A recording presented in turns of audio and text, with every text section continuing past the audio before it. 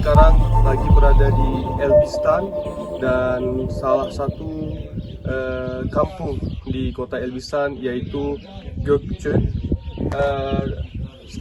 Kita akan memberikan bantuan paket makanan kepada masyarakat di kampung ini. Untuk seluruh donasi yang telah diberikan, saya sangat berterima kasih kepada Radio Antar Penduduk Indonesia RAPI, Mutiara Raya FC, Mutiara Raya Bicycle Club, dan Mutiara Raya 44 Club. Dan seluruh kepada masyarakat Aceh yang ada di Provinsi Aceh. Terima kasih.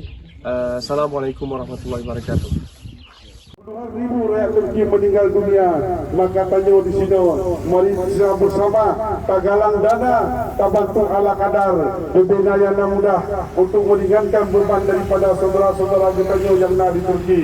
Walaupun tanya di sini hubun dan sedekah, walaupun hanada, yang penting berikhlas, sama-sama dan lepas dengan karena bantuan dari kita wajib sapau akan meringankan beban di saudara-saudara yang dihadapi cobaan. Maka tanya urus Aceh wajib bantu urus Turki di saat tsunami itu luar biasa menerjang Aceh yang sangat dahsyat. Maka urus Turki itu yang awal itu untuk bantu urus kita nyawa. Maka di saat Turki mengalami musibah, urus Aceh yang perlu bantu. Maka secara kebersamaan, secara kepedulian, mari sama-sama bantu ala kadar, berbina yang mudah, berbina yang ikhlas demi meringankan beban daripada saudara-saudara kita yang ada di Turki.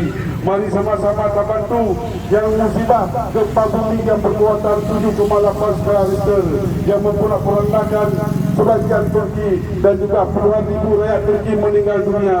Maka perlu bantuan bantu sapau, walaupun sumbangan dari kita hanada, walaupun sumbangan dari kita ubud, walaupun sumbangan dari kita udit, tapi yang penting perhatian kita kepada sesama muslim, saudara-saudara seiman.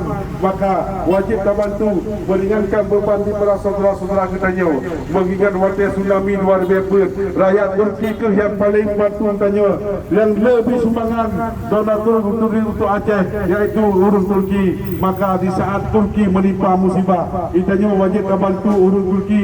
Walaupun tanya di sini hana raja Turki tak bantu berbina mudah, tak ulurkan tangan, tapi sumbangan ala kadar mengingat keadaan bisa tengah berduka, keadaan tengah bersedih, keadaan yang tidak menentu. Walaupun hanala, walaupun ukur sumbangan dari tanya, walaupun di mari bagi sapau tak bantu dan ikhlas sehingga bisa sedikit meringankan beban daripada saudara-saudara kita yang mengalami musibah gempa pada Palu yang kau ikut di Turki. Assalamualaikum. Beberapa masyarakat yang tinggal di kota, mereka mengungsi ke daerah-daerah perkampungan, dan baru saja kita sudah memberikan bantuan kepada salah satu warga yang mengungsi di perkampungan ini yang bernama Büyük Tatlas.